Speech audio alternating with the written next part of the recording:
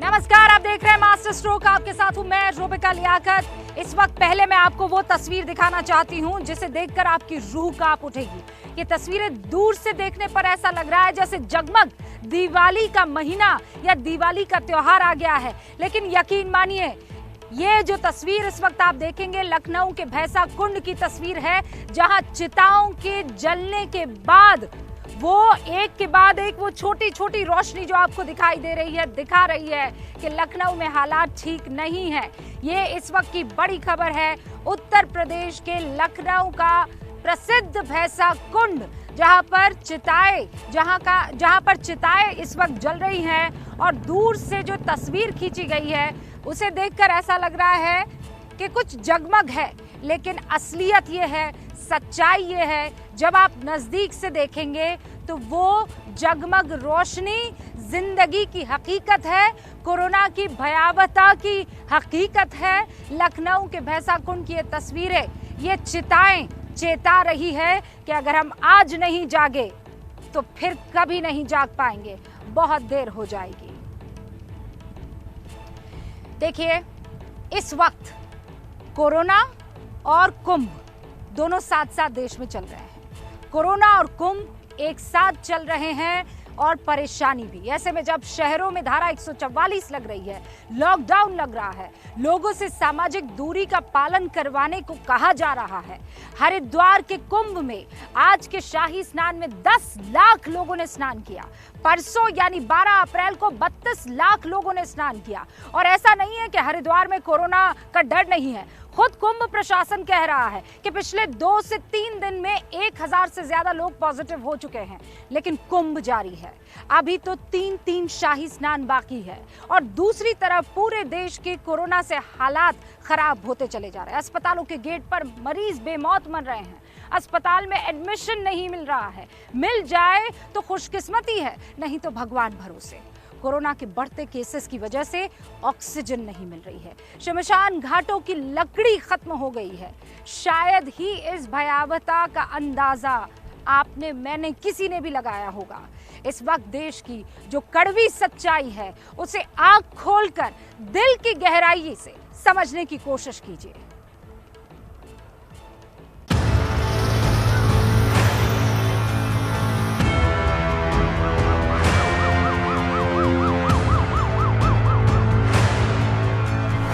ये भीड़ corona testing के लिए लोगों की है जो लाइन लगाकर यहाँ पे खड़े हैं। मेरी हालत ज़्यादा खराब चल रही है सर। 8:30 बजे से आया हूँ, फॉर्म नहीं मिला अभी तक।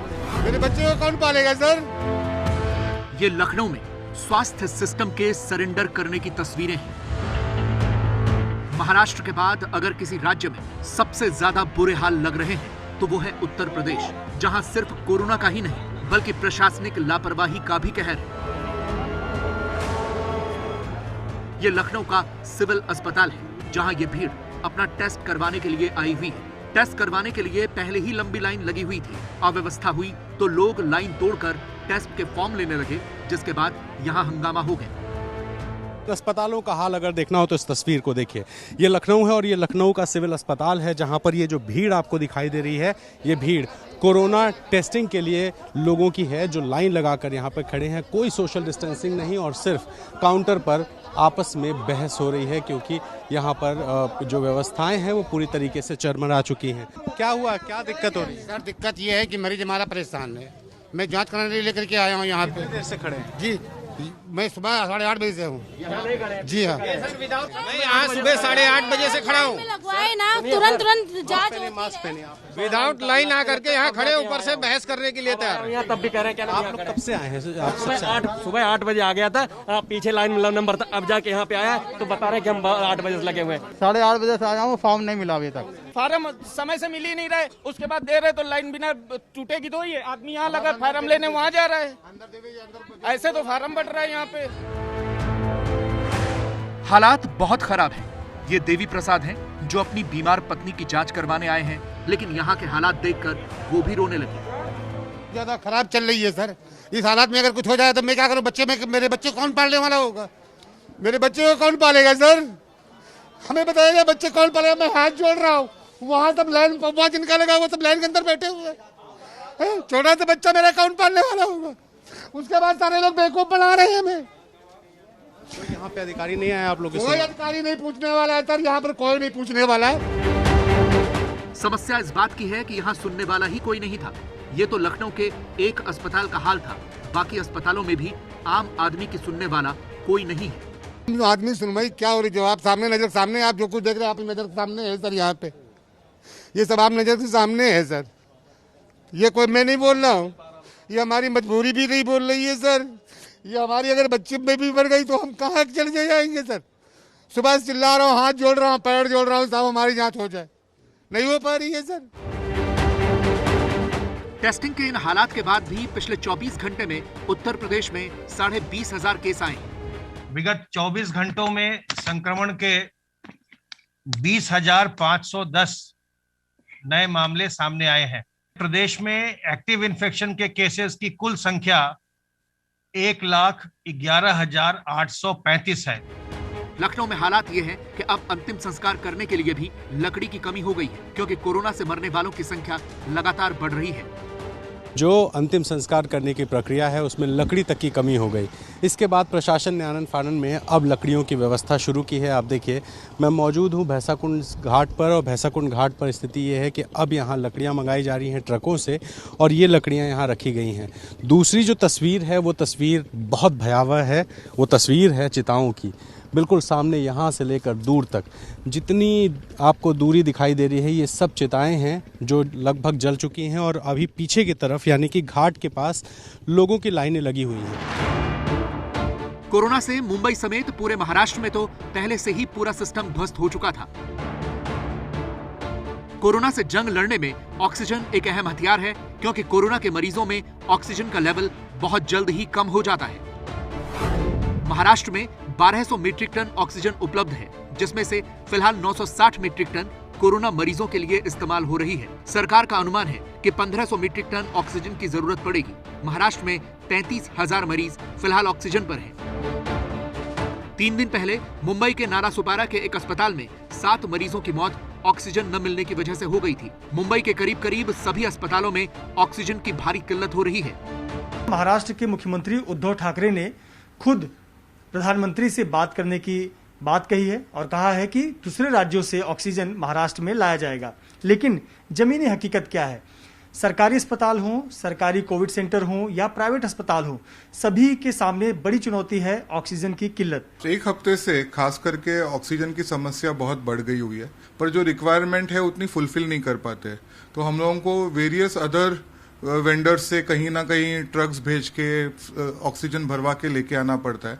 तो जिसको हम लोग मुंबई लैंग्वेज में कहते हैं कि अभी तक जुगाड़ करके हम लोग ऑक्सीजन सप्लाई बराबर कर पा रहे हैं। तो जो रेगुलर पेशेंट के इलाज में ये सब जो एडिशनल पहलू आगे हुए हैं, इससे इलाज डिफिकल्ट होते जा रहे हैं। इनको एडमिट कराओ ना यार। सिलेंडर नहीं है भैया, रियल में नहीं है। अच्छा, 3 हॉस्पिटल हाँ, ये जो लगा हुआ सिलेंडर खाली हो गया होगा। ये कोरोना पेशेंट है। इनके घर वाले एबीपी न्यूज से बात कर रहे थे, तभी उनकी ऑक्सीजन खत्म हो गई और वो तड़पने लगे। जल्दी जाओ, जल्दी।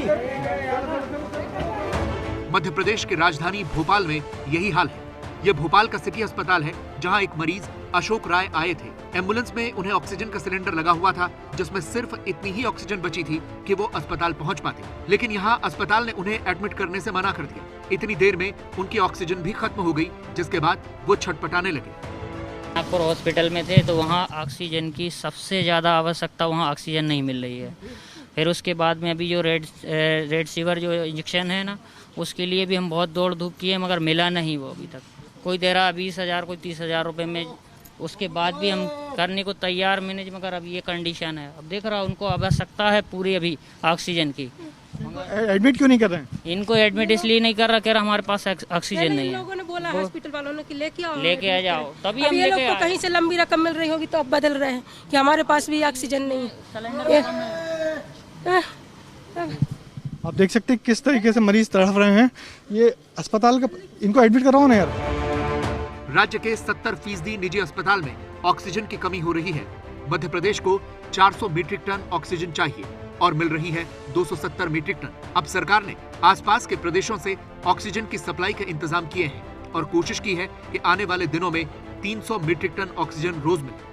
अस्पतालों में ऑक्सीजन की इतनी दिक्कत चल रही है कि लोग परेशान हैं। अस्पताल के डॉक्टर्स स्वयं वीडियो बना के कह रहे हैं कि हमको ऑक्सीजन की सप्लाई सुचारू करवाई जाए, वरना होगा क्या कि यदि मरीज आता है अस्पताल तो इसी उम्मीद से आता है कि अब यहाँ पे ठीक हो जाएगा, क्योंकि एक एक अस्पताल में एक एक बिस्तर की बड़ी मारामारी है।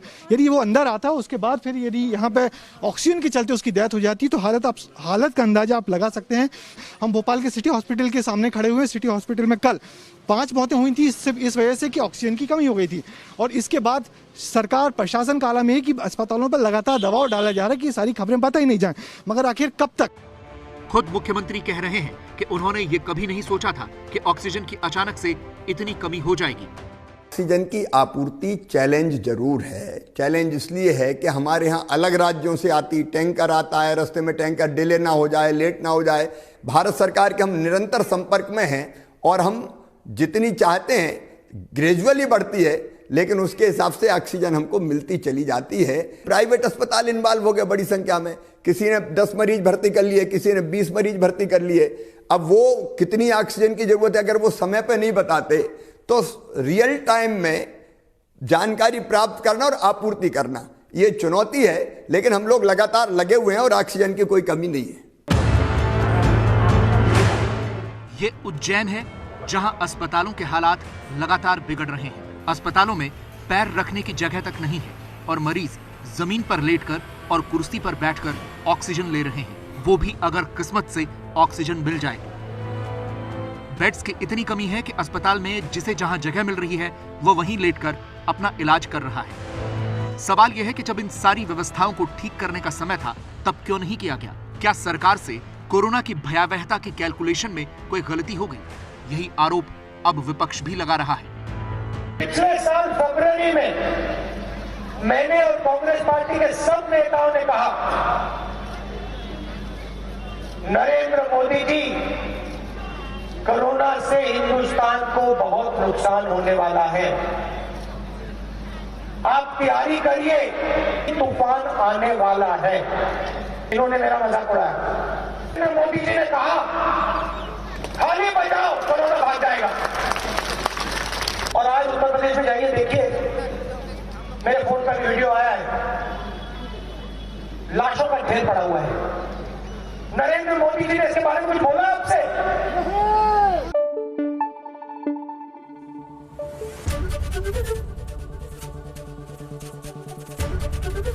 एबीपी न्यूज आपको रखे आगे।